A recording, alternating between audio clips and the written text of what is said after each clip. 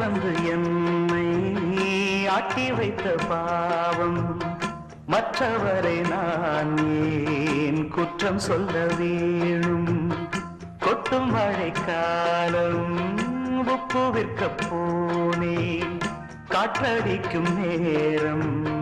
மாவு விற்க போனேன் தப்பு கணக்கை போட்டு தவித்தேன் தங்கமே ஞான தங்கமே